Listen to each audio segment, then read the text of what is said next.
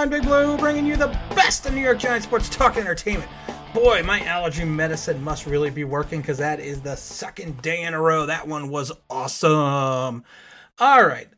Did a video yesterday. Whoops, I'm moving my keys. I'm sorry, I'm not being professional again. Did a video yesterday where I basically said that Joe Judge has got to be careful about how much he pushes his team and how he disciplines.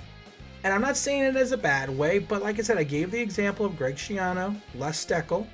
There's other coaches out there that tried the same type of disciplinarian isms or college isms or even high school isms that Joe Judge is running right now. Now, I am never going to convince the people that never strapped it on past Pop Warner how this works. I am someone that played in Pop Warner, high school, Division III in college, walked on for 2 years on a Division I school, never got to play, but I still walked on, was still on the team until I got hurt both times. So, you know what? I've seen it up from the college ranks, I should say the Pop Warner ranks to the college ranks, and I've also seen it in the pros, watching John Gruden and his staff. And I had the pleasure of watching at the time in 2003 and 4 Mike Tomlin as a defensive backfield coach with Tampa Bay Buccaneers. So you always kind of saw Tomlin. You kind of figured he was going to be a coach one day because he was just on the ball with everything. But one of the things I really want to talk about is people keep comparing him to Belichick. Belichick did it this way. The Belichick did it this way. He's going to be like the Belichick. Yes, in some ways we hope he's like the Belichick, but not the Belichick from Cleveland. People forget from 91 to 95, Bill was in Cleveland. He went 6-10, 7-9, 7-9, 11-5, 5-11. Technically, he did not get fired, and that is the misconception. He was let go by Cleveland. His contract was not renewed when Art Modell moved Cleveland to Baltimore. So he wasn't fired, and I think they hired Ted Marchibroda. He wasn't fired. He just wasn't re-signed. Now, the biggest problems that they had, or Bill had in Cleveland, basically, if you want to break it down from a perspective, was he didn't draft well. He got rid of players and veterans that he probably should have, like Bernie Kosar. He never should have got rid of Bernie. I mean, that was one of his demises. And he also got rid of some other guys that he probably shouldn't have gotten rid of, like the Eric Metcalf trade and a lot of other bad trades that he put together. Plus, he drafted poorly.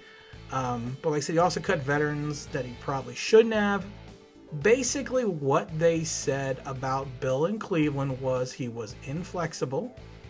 They referred to his style of play. Now, a lot of younger fans won't remember this, but they referred to his style of play as bully ball. And what that basically meant was if you didn't do things Bill Belichick's way, you were just let go. And he cut a lot of good players that he shouldn't have. And I think it was Scott Galbraith, who was a tight end at the time. He even said, and I quote Scott, he said, he has a powerful need for control. Total, absolute control corrupts. He's running around out there with a Napoleon attitude. He thinks he's God's gift. When he releases players, other teams fight like crabs in a barrel to get them. Now, I'm not saying this is Joe Judge, but what I am saying is Bill was so singularly focused in the things that he did that he didn't see what was going on around him to the point that he got himself fired. And I love it because Bill Belichick didn't make players run laps. And that's one of the misconceptions people have. Bill Belichick was just a hard ass. And he wanted to control everything from soup to nuts.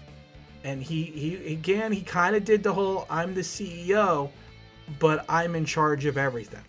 And everything has to be the Belichick way. There was no contradicting Belichick. And he would even tell you this. There was no contradicting him. He did what he did, and you had to fall in line with what he did, or you were gone. And they say that's the same thing, that you have to be in this job willing to understand the players that you have, and understand the fact that you sometimes have to adjust to the times. And Bill did that. Bill smartly did that when he went over to, of course, the New England Patriots. But people forget, Belichick after 95 didn't get another coaching opportunity until 2000. It wasn't like the league was saying, okay, this guy is a genius. We need to go out and, we need to go out and get him. He did such a great job with the Browns. We got to go out and get this guy. No, they understood that he was inflexible. At that point in time, he was rigid. He was not the type of person that was drafting well. And what it was is he kind of learned from his experience in Cleveland that, I can't always do things this way. And it's another thing. It's like another thing that bothers me. People are like, well, Parcells. He was like a young Parcells. Parcells never made players run laps. He never did that. He didn't make his coaches run laps. Bill Parcells treated his players as professionals. And that's what he did. Yes, he rode the shit out of guys. And sometimes he even rode guys just to make a point with the other team. I remember a couple times, Phil Simms had interviews saying that Parcells would come up to him and say, listen, these guys aren't doing this. I'm going to ride your ass today. I'm going to go after you today. And he says that because he goes, I know you can take it. And I want to show these other guys what a professional does and what it's all about. But he didn't treat guys like they were in high school. And that's the thing. This can work. I mean, right now we have a very young team. And this can work for an extended period, for a very short period of time. Greg Schiano had one successful season in Tampa doing this, but then the next year, and like I said, I always bring attention to the Schiano Giant game where the Giants were in victory formation and Schiano sent guys jumping over the line trying to knock the ball away from Eli. He took so much crap for that because that wasn't even a college play, that was a hairy high school play. And that's what I'm saying. We have to remember, and we have to think about this logically. These guys are supposed to be professionals. These guys are supposed to get paid. They're getting paychecks to play. And I love when people say, well, if they can't take it, just running some laps.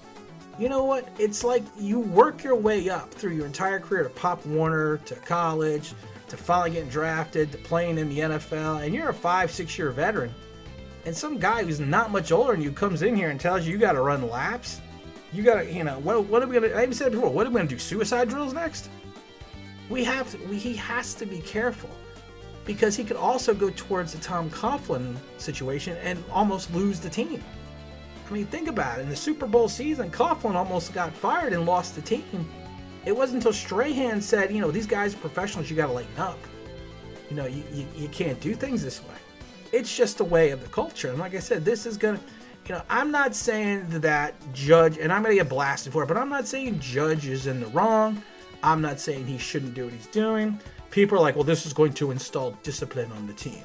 And it's like, okay, all the guys that you got rid of because they were bad influences, you got all new guys now. So what was going on with all these new guys that these were football guys that you were you were drafting that were going to be better players and, have better attitudes than the players we got rid of.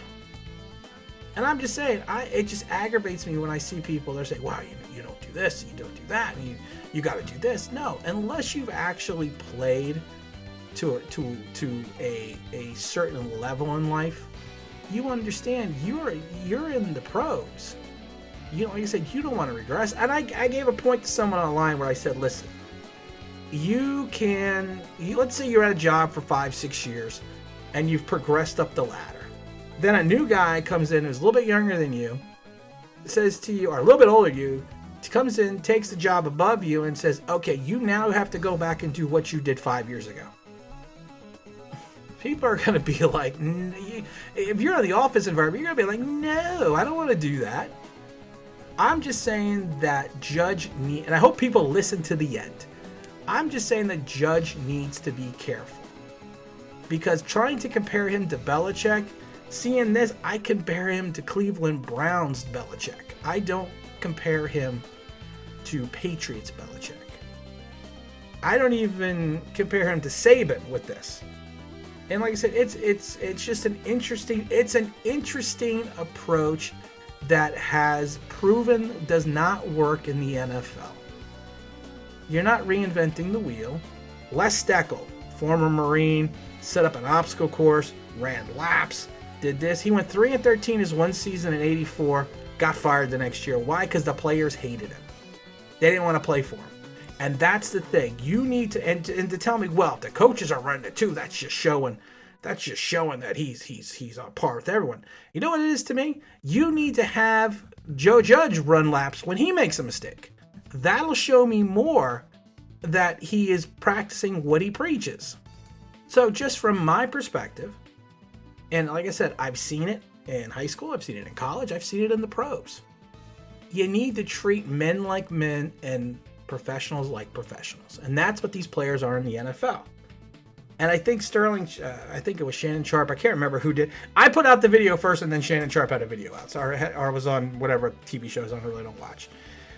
But I saw it on the Twitter. I get it. You know what's funny? People go to me, oh, well, you're bashing me on YouTube because you had this opinion and this and that. And that's from other YouTubers. And I'm like, dude, I don't even watch YouTube. I don't even watch TV. I look at Twitter. I look at Instagram. And so if people have a little bit too much of a higher opinion on themselves to think that I'm going and looking at what they're doing, I don't even watch anyone. So I think that's freaking hilarious. I honestly record for me 15 minutes a day, do my thing, get my video set for the next day, and then I go about my life because like everyone else, I have a life outside the Giants. I do enjoy this, but I do have other things that need to be done in life. So, I mean, but getting back, see, I broke away off on another tangent. I think Judge will be fine. I think he'll figure it out, but I think he just needs to make sure that he is not going down a slippery slope. Because if you go down this path and you push it too far, you're going to lose the team, you're going to lose the locker room your first year, and we're going to have another mistake on our hands. I don't think that's going to happen, but I do think we need to stop trying to compare him to Belichick, Saban, Parcells, everyone else, because he needs to be his own guy. And that's all I really want to say about that. And like I said, I hope you guys enjoy the show. We're having some real fun lately. And all I can say is, again, this is Tim with Online Big Blue, bringing you the best in New York Giants sports talk and entertainment. And as always, you can like, you can subscribe, you can ring that bell, that'd be awesome.